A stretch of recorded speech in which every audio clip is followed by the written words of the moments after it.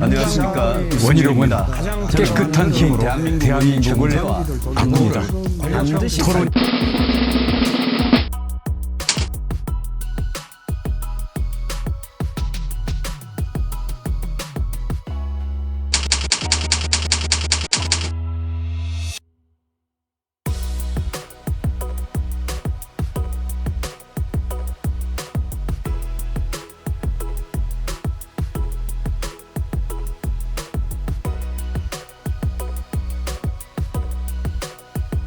지방대학이 왜 쇠퇴합니까? 좀 그러니까 이유가 워낙 많으니까. 아니 예. 말씀을 한번 해보세요. 네. 옛날에 부산대학 같으면 우리나라의 탑 5에 들었습니다. 그러면 저희가 대학 그런데 갈 때도 지금은 명문대였습니다. 왜 이래 쇠퇴를 합니까? 그 원인을 말씀해 보세요. 뭐 첫 번째는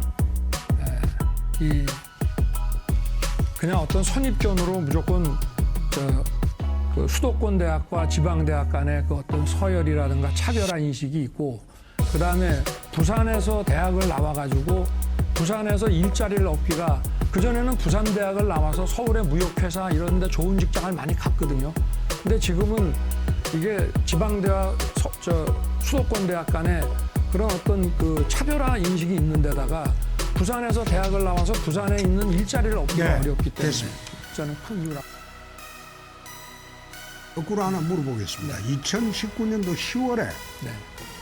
자유한국당 시절 발표한 민평론이라는 게 있습니다. 네. 국민중심 평화론입니다. 네.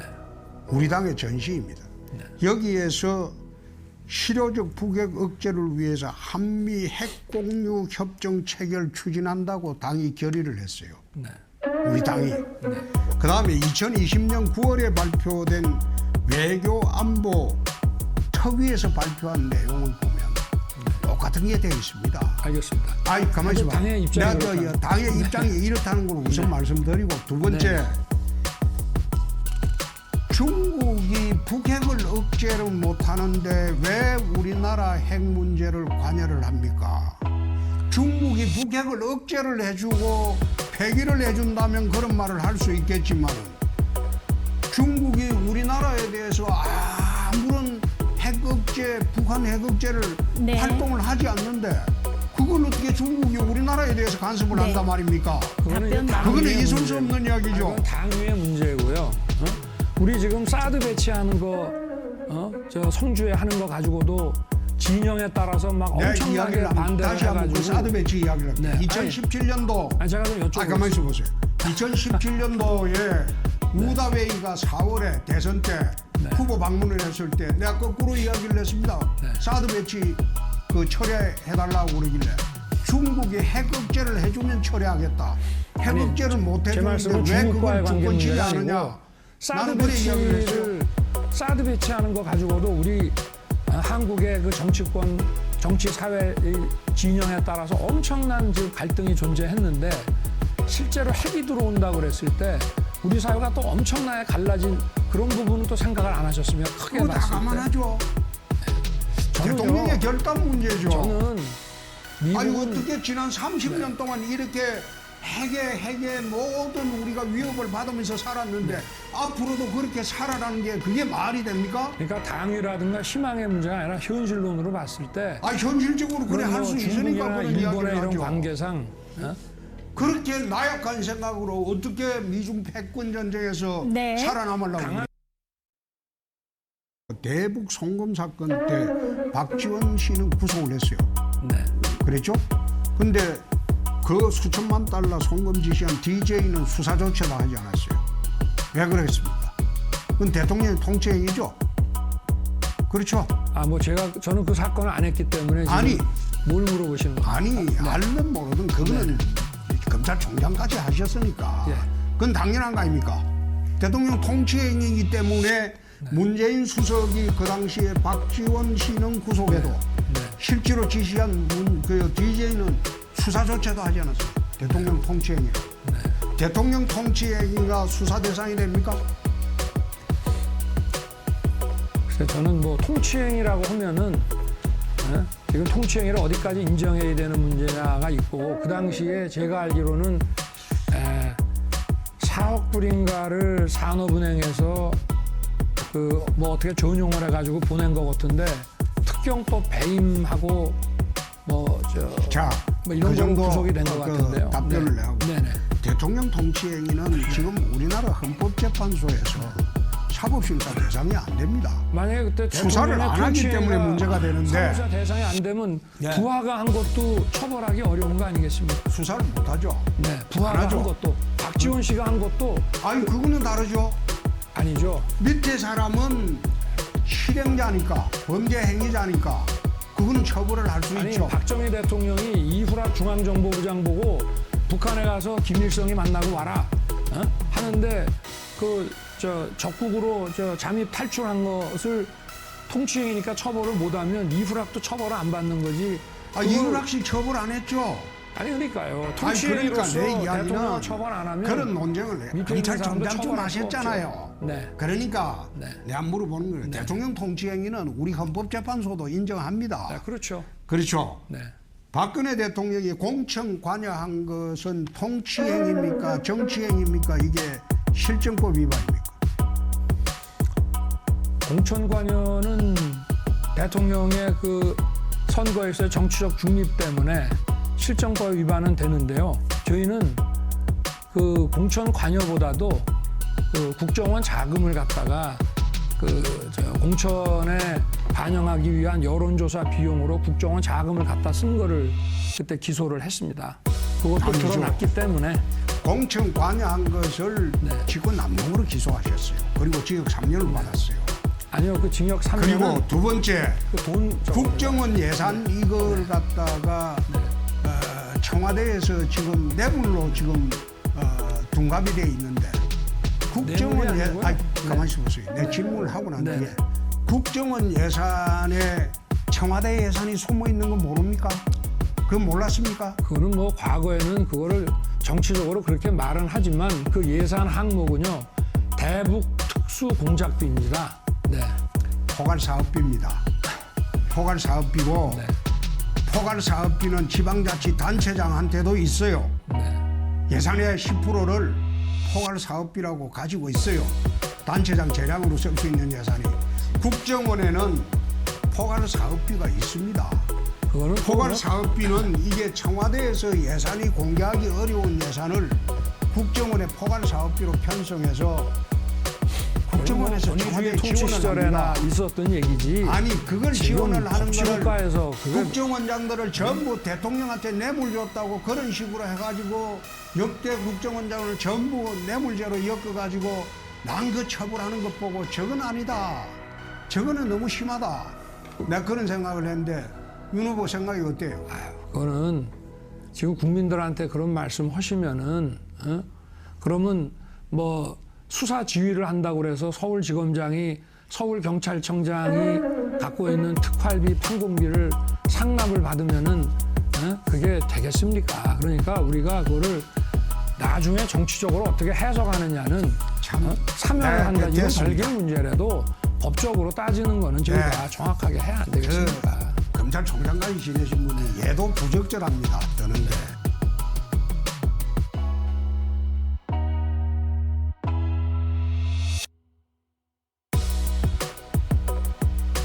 검찰총장에서 대통령 후보 경선으로 바로 직행하셨는데 지지율이 현재까지는 높게 나옵니다.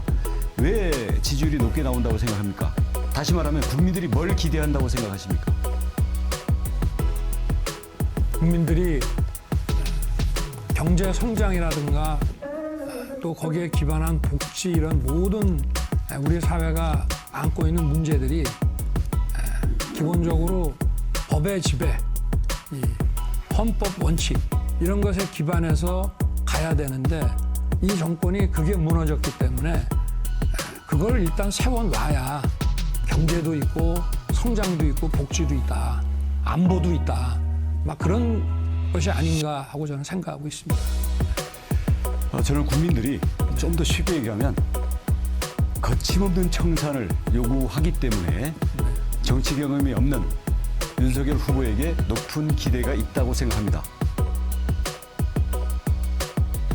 막상 대통령이 되면 경제도 살리고 안보도 튼튼히 해야 되는데 정치가 원활해야 경제도 안보도 가능하겠죠. 그렇죠. 근데 지금 민주당은 180석에다가 윤석열 후보를 완전히 무슨 배신하고 뭡니까 아주 반감을 떠나가지고 적대감까지 갖고 있는 것 같은데 대통령이 돼서 정치를 여소야대 전국을 원활하게 할 수 있다고 생각하십니까? 뭐 얼마든지 저는 가능하다고 생각합니다. 어떻게? 제가 늘 이 말씀을 뭐 수도 없이 드렸는데 지금 이 민주당도 훌륭한 정치인들이 많이 있는데 예를 들어서요. 예, 누구를 예를 들을까요? 아 저는 훌륭한 정치인 잘 안 보이는데. 잘 안 보이세요? 예. 저는 뭐 김남국 이런 사람들입니까? 이 자리에서 이름을 좋습니다. 보면 아니, 좀 그렇고. 특정인을 네. 아니래도 네. 어떤 속성이라든가 성향을 가진 민주당 사람들. 안에서도 네. 기본적으로 민주당이라는 이름에 걸맞게 우리 당하고 그래도 소통이 되고 대화가 되는 분들 있습니다. 뭐 따로 대화를 하십니까? 아니 제 유후보님께 한다고 해주십시오. 그래야 민주당이 국민들이 더 안심할 겁니다. 그래서 지금 이 민주당이 동교동계요? 친문이네 뭐네 해가지고 너무 한 라인이 당을 지금 독재적으로 운영을 하고 예를 들면 우리가 지금은 뭐 탈당을 하셨지만 뭐 금태섭 의원 같은 분이 있잖아요. 벌써 탈당했죠. 탈당하셨지. 그렇지만 그런 분들이 민주당에 남아날 수 없게끔 얼마나 공격을 했습니까? 그러나 지금 그냥 그러니까 금태섭 같지 않은 사람들만 남아 있거든요. 그렇지 않습니다. 그렇지 않습니까? 그리고 이게 행정권이 또 바뀌면은 대화가 저는 충분히 가능하다고 봅니다. 또 대통령이라는 권력으로 뭐 그러면은 아니죠. 의회나 대통령의 권력이나 대통령이 되면 정계 개편을 하실 생각입니까? 정계 개편을 뭐 대통령이 마음대로 이렇게 정계 개편 한다는 그 발상 자체가 대통령의 초법적인 그 과거의 그런 위상을 받아들이는 거기 때문에 저는 그런 것보다 이게 행정권이 바뀌면은 지금 행정권을 갖고 있기 때문에 저렇게 드라이브를 걸고 무도한 짓을 하는 건데 행정권을 놓치게 되면은 저 당 안에서도 합리적인 그런 야당을 하면서 저렇게 할 수는 없거든요. 그러니까 얼마든지 저는 대화가 가능하고 그다음에 이 청산이라는 문제를 누구 사람을 타겟으로 해가지고 하는 그런 보복 청산이 아니라 법 질서를 제대로 세워서 하는 시스템에 의해서 법 질서를 세우는 것이지 물론 그거를 결과적으로는 청산이라고 보는 분도 있겠지만 사람을 타겟으로 해서 하면 그건 보복 청산이고. 그러면 그거 관련해서 네네. 한 가지만 더 묻겠습니다. 자, 대통령 본인과 그 가족 친인척들이 사법적인 비리나 위법이 발견이 됐습니다. 그러니까 그 문제에 대해서 지금 말씀하신 것처럼 어떻게 처리할 것인지 그리고 임기가 보장된 지금 윤석열 총장을 쫓아냈던 그 검찰의 간부들과 그 운동권 586들이 곳곳에 세금 빨대 도둑으로 낙하산으로 박혀 있는 이 기득권 카르텔 이 부분들에 대해서 임기가 보장이 돼 있다고 했을 때 어떻게 할 겁니까? 그 임기 보장된 사람을 그냥 어떻게 내보내겠습니까? 다 법에 따라서 해야죠. 임기 다 보장할 겁니까? 아니 그거를 임기 전에 만약에 내보낸다 그러면 그 자체가 형사 범죄가 되지 않겠습니까? 환경부 장관 사건처럼. 총장님도 임기 전에 쫓겨나셨지 않습니까? 그러니까 뭐 징계를 하고 뭐 자, 그럼 대통령 아니 이렇게 있죠. 대통령에 대한 사법 처리는요? 제가 나간 것은 검찰에 그 조금 남아 있는 수사권까지 뺏겠다고 하니까 제가 있으면은 얼마나 미움을 그걸 하겠습니까? 그러니까 그래 그러면 내가 그래도 검찰에 최소한의 그 사정 기능은 남아 있어야 되기 때문에 나온 것이고 대통령이라고 하면 우리 문재인 대통령을 말씀하시는 겁니까? 네. 아니 뭐든지 법에 따라서 해야죠. 예, 법에 따라서 처리하는 것과 정치 보복의 기준은 뭡니까? 제가 뭐 좀 실무적으로 말씀을 드리면 저절로 드러난 것을 예를 들면 조국 사건이라든가 지금 이재명 이 아수라 게이트 이렇게 저절로 드러난 거는 그거는 처리해야 되죠. 그러나 누구를 딱 찍어놓고 그 사람 주변을 1년 12달 계속 다 뒤지고 뒤져갖고 찾는다 그러면 그거는 정치 보복이죠. 제가 묻겠습니다. 네.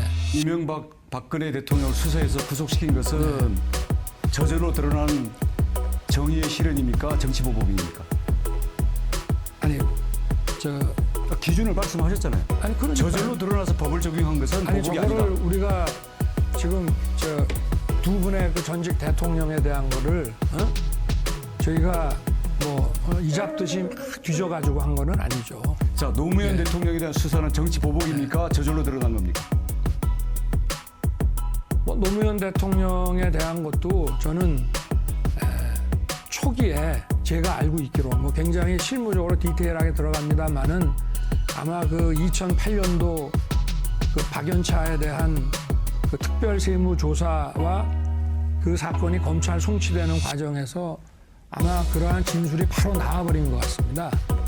그래서 저는 그 당시 수사에 관여는 안 했습니다만은 그러나 전직 대통령을 이거를 그런 방식으로 하는 거는 한다고 하더라도 그거는 한다 그러면은 그거는 정권에 엄청난 부담이 되기 때문에 그건 아주 어리석은 정치인들이나 어리석은 대통령이면 그렇게 하겠죠. 노무현 대통령에 대한 수사가 정치 보복입니까? 아닙니까?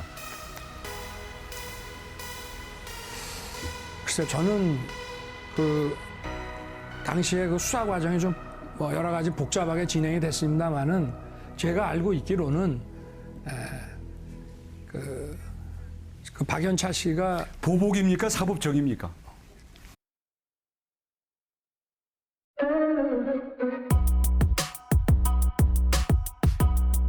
윤석열 후보님께 묻기 전에 아니 제 시간 빼주십시오. 이거 저 옆에서 자꾸 떠드니까 그 윤석열 후보님께 묻기 전에 우리 홍준표 후보님께서 아까 대통령 통치 행위는 이거는 수사 대상이 아니다. 여기에 대해서는 제 생각을 밝히고 가는 게 좋겠습니다. 저는 대한민국 대통령은 헌법과 법률을 분명하게 지켜야 된다고 생각합니다. 그래서 대통령 통치 행위라는 이런 정말 애매모호한 이름으로 헌법과 법률 위에 대통령이 있다고 생각하지 않는다는 점을 분명히 말씀드리고 윤석열 후보님께 묻겠습니다. 경제 질문부터 간단한 거 드리겠습니다. 우리나라가 스태그플레이션에 빠질 가능성이 있다고 보십니까? 스태그플레이션이요. 저는 가능성이 없지 않다고 봅니다. 왜 그렇게 생각하십니까? 스태그플레이션이라는 게 이제 비용 상승인 경우가 많지 않겠습니까? 그거는 인플레이션 이야기입니다. 아니죠. 이제 비용이 상승하면 인플레이가 되는 거죠. 아니죠. 인플레이는 그냥 경기가 과열이 될 때 인플레이션이 되고 예를 들어서 원자재 값이 오른다든지 석유 값이 오른다든지 하면은 비용이 상승되면서 가격은 올라가고 그 이제 스태그플레이션이라는 거는 스태그플레이션 생산량은 줄어들고 스태그플레이션이 이제 정확하게 그러신 것 같은데 제가 보기에는 지금 우리나라를 관찰하는 외국인 투자자도 그렇고 우리 국내 전문가도 그렇고 많은 사람들이 스태그플레이션을 언론에서 자꾸 이야기를 하는데 저는 성장이 둔화되고 실업이 늘어나면서 인플레가 올라가는 물가가 올라가는 이런 스태그플레이션보다는 요즘 이 슬로우플레이션이라고 들어보셨습니까? 슬로우플레이션. 못 들어봤습니다. 슬로우플레이션은 성장이 마이너스로 내려가거나 실업이 많이 증가되거나 이런 건 아니면 성장이 굉장히 지지부진하고 둔화되면서 인플레는 올라가고 지금 돈이 엄청나게 풀려가지고 우리나라가 이 슬로우플레이션 될 가능성이 굉장히 많거든요. 그래서 아까 홍 후보님한테 묻고 윤 후보님한테 못 물어봤는데 저는 정말 경제 성장이 중요하다고 생각합니다. 지금은 복지 분배보다 경제 성장에 더 비중을 둘 때라고 생각하는데 특히 코로나 이후에 윤 후보님은 딱 한 가지 성장 정책이다 이러면 뭘 하시겠습니까? 저는 아까 인재라고 그랬습니다.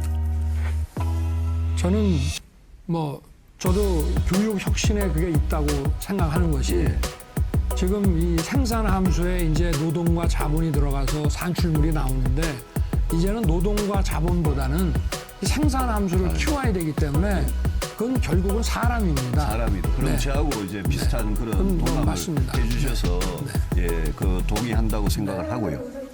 이제 마지막 그 주도권 토론이라서 제가 이거는 좀 물어보고 지나가겠습니다. 그 윤 후보님 지난주 제주에서 이런 굉장히 격한 발언을 하셨어요. 그 윤 후보님은 2년을 털어도 나온 게 없다.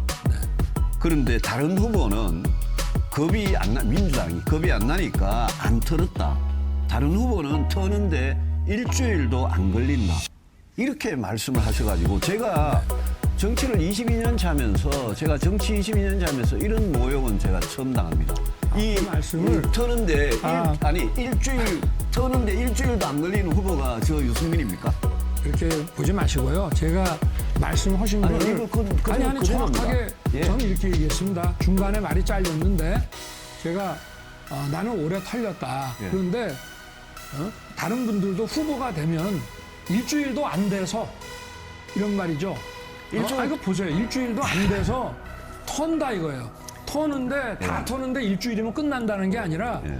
이게 이제 일주일도 안 돼서 털기 시작을 해가지고 가만히 안 둔다 이런 얘기죠. 후보님 제가 22년째 네. 틀렸는데 아직 문제 하나 안 나왔습니다. 아니, 제 말씀을 그래서 저는 자, 제가 윤 후보님께서 기분 안 나쁘시게 제가 하나 말씀을 드려볼게요. 예. 그 옛날에 왜 무슨 안종범 문자 있었잖아요. 예, 예. 근데 그게 사실은 특검에서 나왔습니다. 예, 예. 근데 저희도 예. 그 당시에 그거 보고 예. 아니 뭐 이럴 수도 있는 거지 이렇게 생각을 했거든요. 아니요, 그건 불법이 아니었어요. 아니 제 말씀 들어보세요. 예, 사람을 추천한 그런데 거예요. 그런데 추천하셨다고 이제 그럼요. 하시는데 예. 저는 뭐 우리 이 후보님 입장에서 예. 그걸 10분 해석을 합니다만은 선거를 앞두니까 어떻습니까? 아니 그걸 그걸 가지고 지난 아니죠. 일주일 전에 일주일 다 전에 그걸 나왔고, 가지고 그 이후에 또 1년 후에 대선 아니요, 끝나고 제가- 또 우리 먹으면 자, 돼요. 그 이거 보세요. 사람들이. 그러니까 제 말씀이 예. 이걸 털어서 아니, 그러니까 뭐 제 사법 말씀은- 처리한다는 게 아니라 예, 제 말씀은- 막 이런 거 저런 거 뽑아가지고 제 말씀은- 선거에 나서면은 예, 제 막 말씀은 지지율 떨어지고 알겠습니다. 표가 예, 안 나오게 막 예. 공격한다 이런 말씀이에요. 알겠습니다. 제 말씀은 다른 후보에 대해서 이야기할 때는 네. 굉장히 좀 조심을 하셔야 된다. 예? 어떻게 털어도 일주일도 안 걸린다 이렇게 일주일이 하시는 아니고 거는 그 정도 그다음에- 길이 많다는 아니, 뜻이 아니라 그다음에 가만히 이런 안 말씀 또 둔다는 하셨어요. 얘기죠. 네. 아니 다른 후보들은 정치판에서 20년 지냈으면 다 부패하고 네. 검찰 공무원을 26년 하셨으면 예? 그러면 도덕 검증, 윤리 검증 안 받아도 되는 겁니까? 아닙니다. 예? 그러나 아니 지금 스폰서 검사고 부패 검사고 얼마나 많은데 우리 후보 아니 검찰 중에서 공무원을 오래 지내면 그야말로 그러면 혹독한 인사청문회 받아본 사람은 저밖에 없지 않습니까?